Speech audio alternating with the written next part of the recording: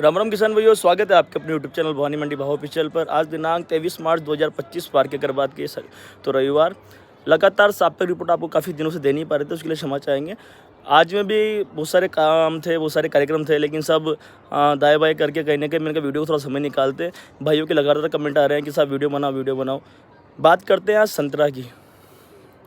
संतरा की जो स्थिति अभी हाल फिलहाल में देखने को मिल रही है, तो इस प्रकार की स्थिति की सब संतरा वेंटिलेटर पे, ना तो उसका मतलब एक तरह से मर भी चुका है, जीवित भी है ऑक्सीजन के माध्यम से। उसी प्रकार की स्थिति अभी संतरा की चल रही है। तो क्यों ऐसी स्थिति आई है, क्या कारण रहा, उसकी प्रमुख चीज़ों पर हम बात करते हैं। सबसे पहले बात करते हैं कि संतरा में बाजार इतने तेज़ क्यों हुए थे। जो तेज़ी जो बनी थी वो तेज़ी हवाई तेज़ी थी। हवाई तेज़ी का मतलब ये होता है कभी कभी किसी चीज़ को आप बोझ मान के भी उसको आगे बढ़ाना पड़ता है। संतरा के जो बाज़ार स्टार्टिंग में खुले थे, जो यहाँ के आड़तियों ने और बहुत सारी जगह खुले थे, तो माहौल ऐसा बना था कि साहब किन्नू नहीं है और भी बहुत सारी चीज़ें हैं। जैसे हमने भी हमारी जो साप्ताहिक रिपोर्ट अगर आप देखोगे तो उसमें हमने खुद ने कहा था आपसे कि साहब इस बार काफ़ी अच्छे बाज़ार देखने को मिलेंगे, और 60-70 रुपये तक की हमने घोषणा की थी, और वो बाज़ार बिके भी है। हमारे जो रील्स है वो रील्स आप देख भी पाएंगे। 65 रुपये तक के बाज़ार कृषि उपज मंडी भवानी मंडी में देखने को मिले, संतरा मंडी में देखने को मिले। तो कहीं ना कहीं जो हमने कहा था वो बात तो सिद्ध बैठी है।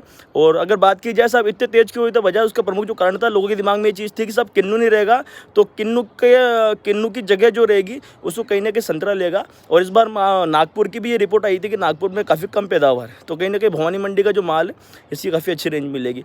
इसी हवा के साथ में कहते हैं ना भेड़ चाल, तो उससे कहीं ना कहीं व्यापारियों का पूरा झुंड उमड़ा, और साथ में कहीं ना कहीं जंगलों में सौदे हुए, और सौदे भी इस तरह से हुए अंधे सौदे।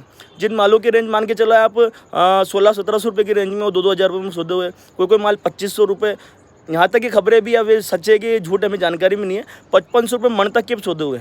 तो एक कैसी क्या स्थिति रही है इसकी पूरी जानकारी मतलब हमें कंफर्म तो नहीं है, लेकिन ऐसे बहुत सारे किसानी ग्रुप से हम भी जुड़े हुए हैं, उनमें इस प्रकार की जानकारी आई थी कि साहब 5500 रुपये मन तक के भी सौदे हुए। तो इस तरह की जो हवा चली और माहौल चला है। अभी वर्तमान में बहुत सारे गाँव से फ़ोन आ रहे हैं कि साहब बहुत सारे व्यापारियों ने जो सौदे किए थे, एडवांस दिए थे, वो एडवांस छोड़ दिए और भाग गए, मतलब उनके बगीचे छूटे पड़े।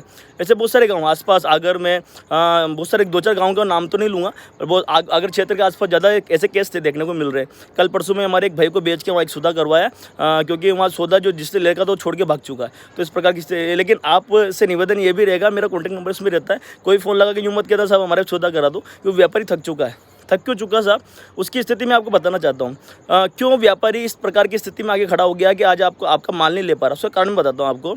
अगर वो माल जंगल से आपके अगर 50 रुपये किलो लेता है, तो लगभग उसके 20 रुपये खर्चा पड़ता है। उसमें उसकी लेबर, ट्रांसपोर्टेशन, कैरेट, मजदूरी, सब दुनिया भर की चीज़ें बनती है उसमें, कहीं ना उसका खाना खर्चा भी होता है, होटल में रहता है, बहुत सारी दुनिया भर की बातें होती है। तो वो जो 50 रुपये का संतरा आपसे ले रहा है, वो 70 रुपये की स्थिति में ऑलरेडी बन चुका है। 50-70 तो हो चुका है। अब वो 70 का माल अगर जो वो मार्केट में बेचने जाता है, तो वो 70 का माल वो किस रेट पे सेल करेगा।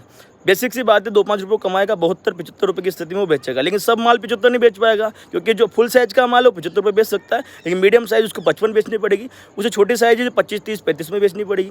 तो इस प्रकार की स्थिति भी व्यापारी को देखने को मिल रही है। किसान ने तो यहाँ माल सेल कर दिया 50 रुपये में, लेकिन उस माल को वहाँ बेचना उसके लिए बहुत कठिनाई का सौदा हो गया।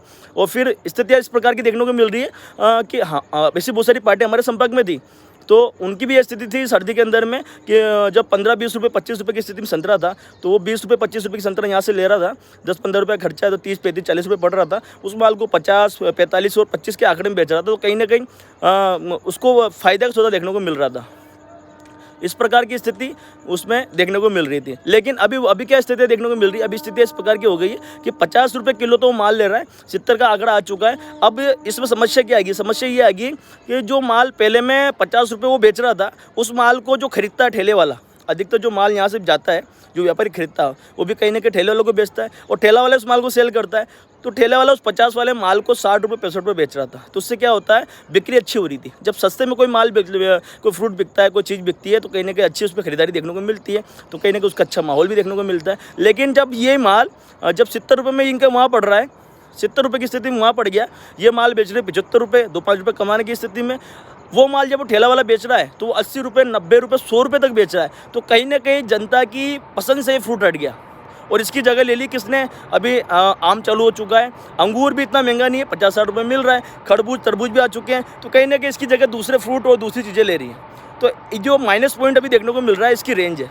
इतनी हाई रेंज इसकी हो चुकी है और इसकी फिर मांग नहीं है। अगर कोई चीज़ की अगर रेंज अच्छी हो लेकिन अगर मांग भी अच्छी हो तो बहुत सारा असर उसमें देखने को मिलता है। साथ में अब रमज़ान का महीना भी खत्म होने वाला है, अभी ईद आने वाली है, 5-7 दिन का समय और बचा है। उसके बाद में हमारे देश की लगभग 30 से 40% जो हमारा मुस्लिम भाई है वो इस फ्रूट पर डिपेंड रहते हैं पूरे रमज़ान में। लेकिन जैसे ये समय निकलेगा उसके बाद में फिर से सब बाज़ारों में एक बार गिरावट आएगी, तो कहीं ना कहीं एक बड़ी गिरावट की संभावना भी देखने को मिल सकती है संतरा के अंदर में, क्योंकि जो देश की 30 से 40% आबादी जो अभी हाल फिलहाल में फ्रूट पर डिपेंड है वो कहीं ना कहीं फ्रूट से हट जाएगी, तो उससे फिर से गिरावट की संभावना देखने को मिल सकती है। अभी तो खा रहे हैं क्योंकि उनको सब रमज़ान का समय चल रहा है, वो इफ्तारी वगैरह करते हैं तो कहीं ना कहीं उनको चाहिए होते हैं, तो ये स्थिति भी हाल फिलहाल में देखने को मिल सकती है। कोई बड़ा चेंजेस नज़र तो नहीं आता, लेकिन 2-5 रुपये गिरावट और हो सकती है।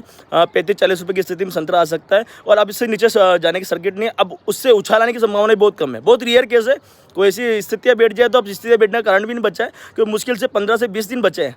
15-20 दिन के बाद में संतरा का री एंड होने वाला है। नहीं होगा तो मक्खी लग जाएगी, सड़न पड़ जाएगी और माल लूज होना शुरू हो जाएगा, क्योंकि अब जो मौसम है उसके प्रतिकूल होने की स्थिति में आ चुका है। तो कहीं ना कहीं संतरा अब अपने अंतिम स्तर पर, समय भी कम बचा है, मंडी भी खत्म होने वाली है। मंडी भी मान के चलो आप मुश्किल से 15 दिन और मान लो, उसके बाद में मंडियों में भी धीरे धीरे मंडियाँ खुलना शुरू हो जाएगी।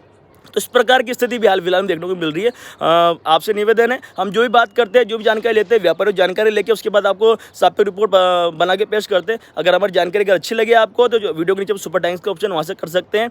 अगर आपको अधिक जानकारी चाहिए, समय समय तेजी मंदी जानकारी चाहिए तो चैनल को ज्वाइन कर लीजिएगा, ताकि समय समय तेजी मंदी जानकारी आपको मिलती रहेगी। ठीक है, जय श्री राम, मिलते हैं फिर आपसे कल वापस।